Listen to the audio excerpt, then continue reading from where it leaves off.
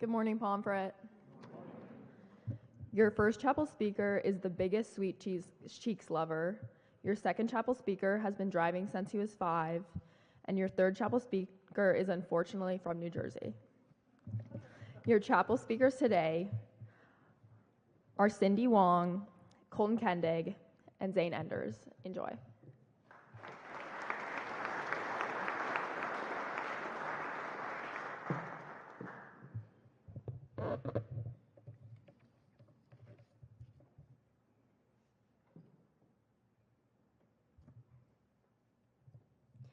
Good morning, Pomfret. At the age of 6, my parents sent me to a boarding school. I cried for a month, every day, every night. I called home frequently, holding the telephone like a lighthouse in a storm. Everything was too big for the little me. The hallways, the silence after lights out, even the black iron school gate. At the time, it felt like staying on a ship alone in the middle of an ocean. Now, when I look back, it was just the beginning. I actually don't remember every tear. Most of them were warm snapshots. Running around with friends at the playground after dinner. The nights whispering silly stories under the blankets until we couldn't breathe from laughing. Those unrepeatable memories were deeply imprinted in my heart. What felt unbearable became enjoyable. What felt like drowning became learning to swim. Those precious days taught me that pain doesn't always stay pain. Sometimes it turns into courage that shapes my later self. I once read the line that has stayed with me. This is the future you once longed for, and it will be the past you will one day miss. It reminds me that life is not a waiting room for something better. This, today, was once our dream. If we are not careful, it will pass unseen. Now again, at a boarding school, but this time it was all different. I chose to be here, on a new campus, with new people, and a new version of myself. I had grown. At least I didn't cry for a month. I couldn't recreate the past even if I wanted to. The classrooms, the faces, the exact version of me who stood at the school gate. They were all gone. But something better was there. The chance to be fully present now, to leave future me a good memory of high school, one I could look back on with a smile. It may not be a perfect story, but it could be an honest one. Sometimes life feels like steering a small ship on a big ocean. Water changes by the hour, sunlit one minute, stormy the next. We lose the shoreline, we lose our sense of direction. We check our map and compass, and they disagree. We steer, sometimes, without a north. But this is life. Search while sailing. We learn the sky, read the wind, sound the depths up with our own hands. We don't wait for the ocean to calm before we choose a course. We are the captains of our own ship. We might change our route. We will sometimes change our mind. And that, too, is growth. The goal isn't to control the sea. It's to know ourselves well enough to steer. There are 3 lines I constantly tell myself. First, don't rush to grow up. The world will push us to sprint. Next grade, next internship, next life stage. Remember that growth is not a race. It's a rhythm. If we can, pause. Eat a late night snack with friends. Walk the long way back from Vanilla Bean. Second, stop and look around. Time escapes quietly, so make small rituals. Maybe stop and look at the most beautiful sunset after dinner. Try to seize the moment before it slips away. Cherish the present. Live it, don't just plan it. Third, welcome changes. Embrace failures, even the uncomfortable ones. Changes all matter. The big changes that knock the wind out of us, and the small ones we only notice months later. Whether it's the classes we struggle through, friendships that drift, or the plans that fall apart. We don't always get to choose our changes, but we always get to choose our response. Accept them, learn from them, and grow with them. Good or bad, it's all experience, and it will make us stronger if we let it. And finally, enjoy the journey. Finding myself hasn't been a single discovery. It has been a series of tiny recognitions. I used to think identity was a destination at the end of a straight road, Now I think it's a map we draw while walking. Some parts get erased, some loop back, some end at a cliff and teach us about edges. Enjoy our life as it unfolds. Enjoy the messy middle, the long conversations, and the short walks. Enjoy the grind and the grin. Before I close, I want to say thank you to everyone and everything in my life. To my parents. Without you, I would not be who I am today. You made me stand on your shoulders to see the world. Thank you for every sacrifice, every call, and all the love and support that brought me here. To Pomfret, thank you for giving me a new beginning, experience, and a chance to stand here and try something for the first time. To my teachers and faculty, your steady help and care made Pomfret feel like home. Thank you for being our lighthouses, sometimes bright, sometimes quiet, but always there. You kept us from crashing when the waters were rough, and you also let us learn to navigate on our own. Special shout out to Mr. Hatfield. You're the best advisor. To my friends, thank you for the laughter, for being there when I needed it, and for accepting me as who I am. To those who have graduated and friends beyond school, you matter a lot to me. Your support has meant more than I can say. And to myself, thank you for staying true and not giving up. Keep your original self and continue looking around, feeling life, and finding your way. I am truly grateful. At the very last, I want to say something to my parents again. 妈妈，我会永远感恩你为我和弟弟付出的一切。你牺牲了自己的时间，造就了我的未来，辛苦了。你不是一个很会表达爱的人，但我知道你永远是这个世界上最爱我的人。爸爸，你的教导使我在人生路上走得更高更远，让我成为像你一样坚不可摧的人。谢谢你付出的一切，一直无条件理解我、支持我。我真的很爱你们，很幸运成为你们的女儿。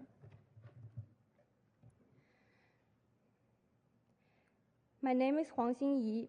I'm a 2.5-year senior here on the Hilltop.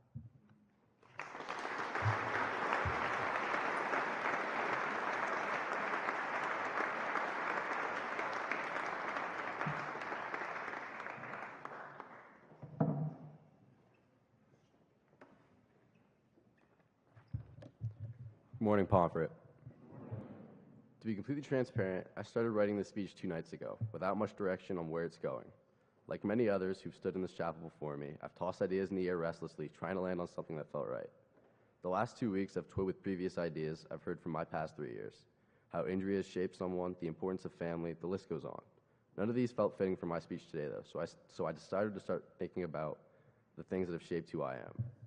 The thing I noticed about each thing was more often than not, my brother Austin had been involved in some way, shape, or form. Things like hockey, racing, skiing, and other topics came to my mind, yet I found myself thinking about how Austin was always involved. Austin, being 4 years older than me, was the first to play hockey and race and do all of these things that I found an extreme interest in from a young age. This became so much of an issue in the family that my parents had to start color-coding things red and blue to indicate which was mine versus his, because we had so many similar interests, and to prevent altercation. Though I haven't admitted it to him, or really anyone in the family, although it's obvious, he has shaped me into the majority of the person I am. Being able to follow his footsteps and watch him find success, as well as extreme adversity, has shown me ways to be more successful than I believe I would be otherwise. Just like any other brothers, though, my brother and I's relationship over the course of my life has been a complete roller coaster, as per usual between brothers. Starting from the second I was brought home from the hospital when he famously said, "When do we bring him back?" due to me being the center of attention. I hope you're happy they didn't. Growing up, he and I would fight regularly, but always had the occasional brotherly love moments, times where we would go out to get food or random side quests during summer to kill time. If you know Austin, you know that he and I are also quite different, which probably just fueled the fires between us when we were younger. But slowly, I've come to learn that the differences we have are the reason we get along so well now. That's something I've come to appreciate more than I would have thought. My parents always said that someday we'll come to love each other and reflect back on all the times we fought and disagreed and laugh. I think it's safe to say we can do that now. Thinking back on all the things we've done, there's certain memories and moments that come to my mind specifically. The most vivid of these also have a common theme of a lesson that I'd learned from him. The first time he taught me to backflip on a trampoline, his pre-race pep talk my dad snapped a photo of and brings up every once in a while. There's so many instances of him teaching me things that I never understood the true meaning of in the moment, or appreciated nearly as much as I do now, knowing all I know. Even in school, although we never did and most likely won't ever have the chance to be in school together, he has pushed me to be my best self in ways he didn't know. Austin graduated from Pomfret in the class of 2022 and set the standards for me higher than expected. For being a super involved member of the community and achieving high marks in classes, it put immense pressure on me. His standard was something I understood I most likely wouldn't be able to achieve, but it was my competitiveness along with the understanding that he was able to do it that drove me in and out of the classroom to set my goals higher than what I believed achievable. This led me down my own path, though, one where I didn't have anyone to refer to when I felt lost. But the ability to adapt and understand everything around me much better I still held. I, for one, want to go to school for mechanical engineering, reflecting my avid tinkering in the garage late nights. Austin, on the other hand, declared his major in marketing near the halfway point at college with a minor in music, reflecting his innate talent with instruments and songwriting. His time at Pomfret, before and after, has carved an outline for me to stay within, but provided me with the tools to succeed within the areas of my life I enjoy so much. Finding my own niche, straying from Austin's footsteps, was something I expected but didn't recognize the full influence he'd have on it and my success within. Even outside of academics and athletics, I've learned to control the controllables in my life and let the rest go, to which I'm envious of his ability to do so. This I truly understood 2 years ago when my dad got a new job, taking him out to Pittsburgh with limited visits back to Connecticut. Personally, it was my first time living without both parents for an extended period of time, and had a chokehold on me due to the relationship my dad and I have. He was always my biggest supporter and pushed me to be what he knows I can be. Without having him in the house and the lack of connection we had, interrupted by distance and work or school, I found myself upset regularly, unmotivated, and in a sense, lost in my own mind. I felt secluded to myself with homework and a quiet house with just my mom and our dogs. I knew I was unhappy and I couldn't control the situation and could only adapt. It was then I started reaching out to Austin more. I found myself feeling more lively. He provided me with distractions when I needed them and things to pass time while also bettering myself. We started talking more on the phone, and I tried to go out to see him and my dad whenever I got the chance, whether for a football game or some other event. Our phone calls were extensive, sometimes hour-long, where we would go on tangents about the things in our lives and fill each other in on each of our latest endeavors. That was about the time I also started to tell my brother I loved him more, even give him a proper hug aside from the usual half hugs I used to give him when I was saying goodbye. I started to realize that everything I had watched him do through his experiences were reflected in me more than I would have ever known. He has made me realize the importance of small things and how impactful they can be. No, I won't ever be Austin or anything close to him. He'll always be more musically inclined and a much better singer than I ever will. He'll always be taller and faster than me, but he'll always be my brother, like it or not. He's always the person I'll go to first with big news, good or bad, no matter what. He's always had my back and been able to pull me out of whatever's going on in my life. Closing the void we had from being classic arguing brothers to having the relationship we have now is something I'll cherish forever. And although he may hate me for being the annoying little brother sometimes, I hope he realizes how much he's impacted my life for the better. Now for some gratitudes. Mr. Lake, thank you for putting up with me as my advisor for the extent of my time at Pomfret and supporting me through everything I've dealt with academically. Outside of that, thank you for the guidance you've given me on life in general and everything you've done for me behind the scenes. I promise I appreciate it more than I express. To all my teachers I've had throughout the past 3 years, thank you for your devotion to my education and unwavering support. Mo and Peepop, I'm sure this is the last thing that you guys expected out of me after watching Austin and I grow up, but thank you for your constant support and for creating an environment where I can truly call home. I love you both so much. Mom, thanks for always being my go-to when I need something and for putting up with me these past 17 years. Without you, I don't know where I'd be, and I'm forever grateful for everything you do, even though I don't say it enough. Thank you for being the woman you are. I love you, Mom. Dad, thank you for being my number one no matter what.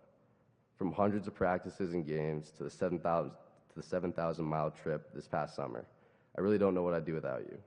Thank you for always supporting me, even when my thumb's broken at 8 a.m. after our first run at Killington. You've taught me everything a dad could, and I hope one day to be half the man you are. I love you, Dad. Austin, I bet this wasn't what you expected when I asked if I could mention you in my speech. Anyways, you're probably tired about hearing about yourself, but I don't know what I'd do without you. Having you as my brother means more than you could ever know. You making the trip home also means more than you probably understand, but I love you. My name's Colton Kendig, and I'm a four-year senior here on Hilltop. Thank you.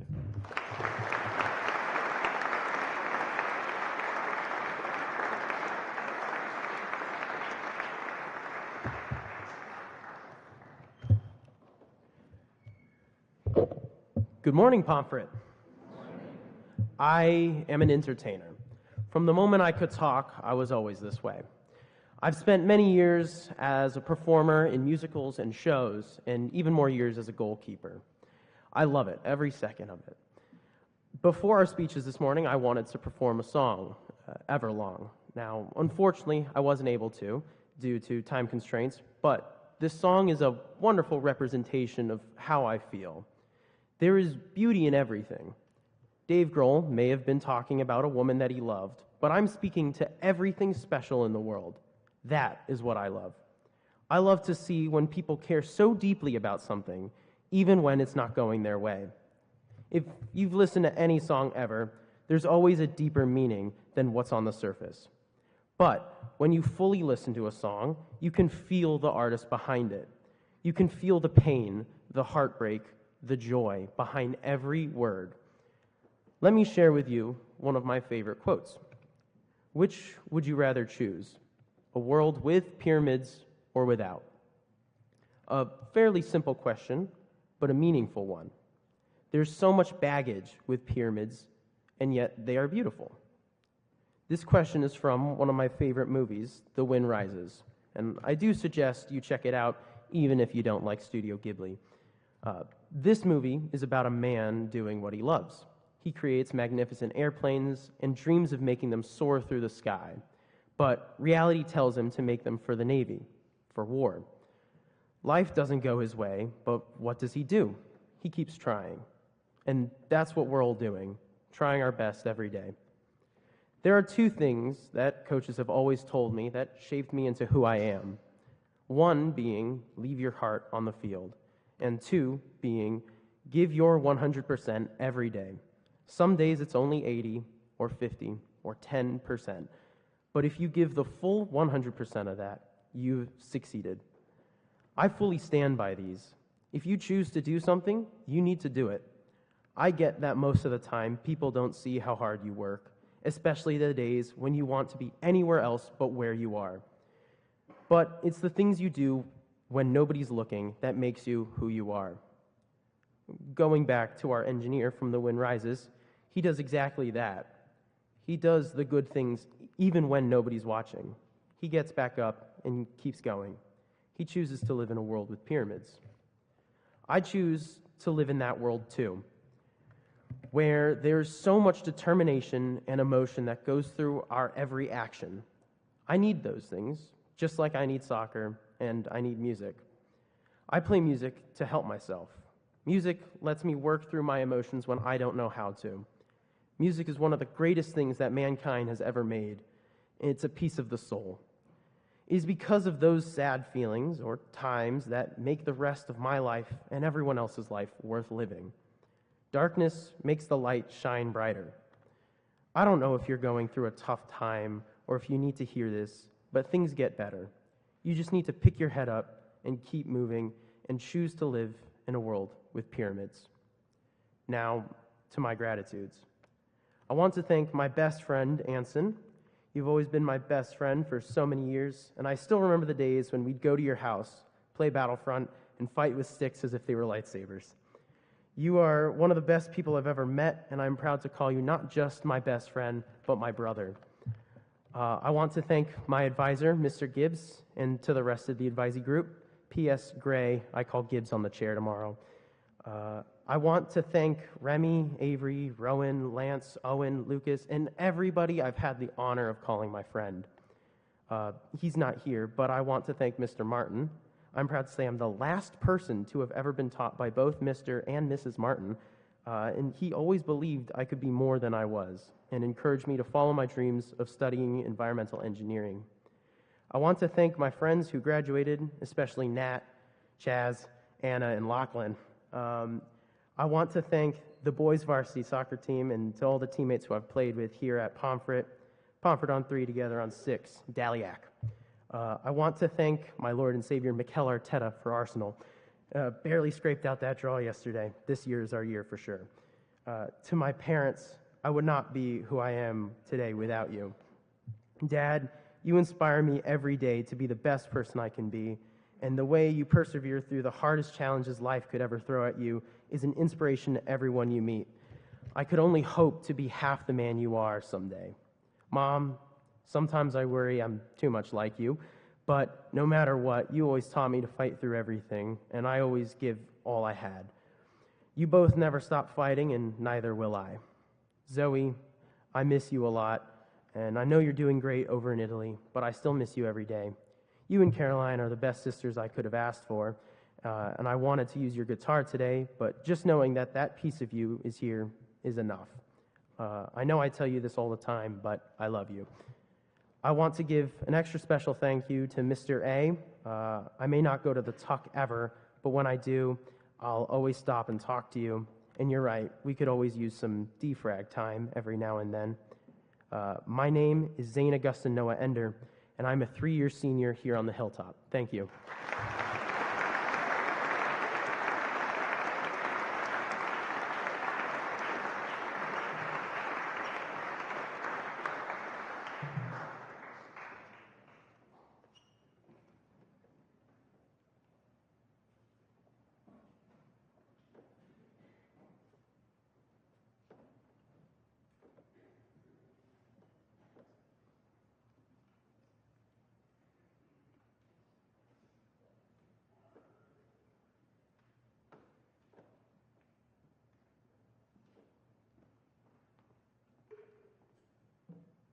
Good morning, Pomfret. I want to say a huge thank you to our senior speakers of the day, to Cindy for reminding us that life is not a waiting room for something better, to Colton on the importance of siblings in our lives and their impact on our growth, and to Zane for the exhortation to try our best every day. So with gratitude, I invite our senior speakers to lead us out of the chapel.